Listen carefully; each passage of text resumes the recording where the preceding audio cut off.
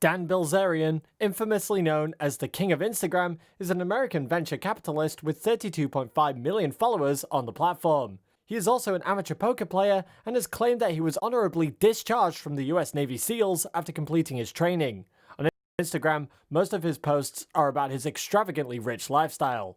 Back in July, Bloomberg had reported that former Ignite President Curtis Heffernan has filed a suit against the company, claiming that he was fired for refusing to approve Dan Bilzerian's extravagant spendings. The company's not been in the best financial shape and has received $1.2 million in Paycheck Protection Program Loans from the US government in 2019.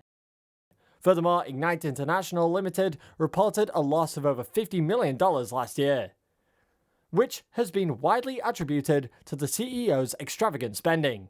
The company currently has more liabilities than assets, and Dan Bilzerian has been allegedly funneling in investors' money to fuel his expensive habits. In addition, his massive LA mansion he has been renting for the past year has been vacated and is now back on the market. Could this mean what I think it means? The 39-year-old has widely been said to be a below-average poker player and has been criticized for his Casanova-like lifestyle, especially with younger women. Moreover, the company that he founded is basically bankrupt and at the same time owes over $40 million to investors.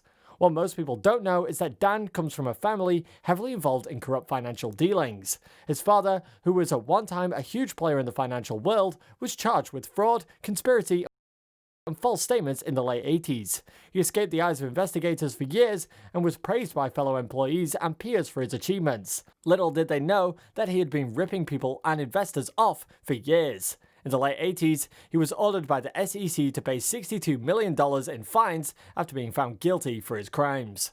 What's even more shocking is that Paul only paid $1.5 million out of $62 million that he owed, and therefore ended up serving a 4-year jail sentence where he was eventually released after only 13 months. Now Paul, realizing that he was about to have any and all of his assets taken from him, decided to move what money he had left and what hasn't been seized by the government to an offshore trust fund, which was estimated to be around $12 million.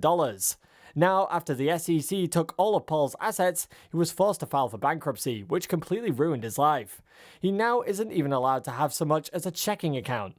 But what's even crazier is that the theory suggests that Paul, Dan's father, has been working with Dan over the past decade in order to build him up and invest in him so that he can make a second-hand profit off of his son and essentially live off of Dan's success since he cannot work himself. The reason this theory makes sense is because Dan claims he made his money initially from playing poker, but there is almost no record of Dan making the money he claims to have made from playing poker. In fact, many professional poker players have come out over the years and publicly stated that Dan was a complete liar. Now, as of the most recent investigations into Dan's Ignite company, Ignite released their financial statements 2 months late for Q3, and the financials were absurd. Based on these financials, the company started the year with $15.1 million. I ended the second quarter with $5.8 million, meaning it burned through $9 million in a span of 6 months. This means it burns through $1.5 million every single month. In addition to the insane and reckless spending on behalf of Dan, the company experienced zero growth from the year before.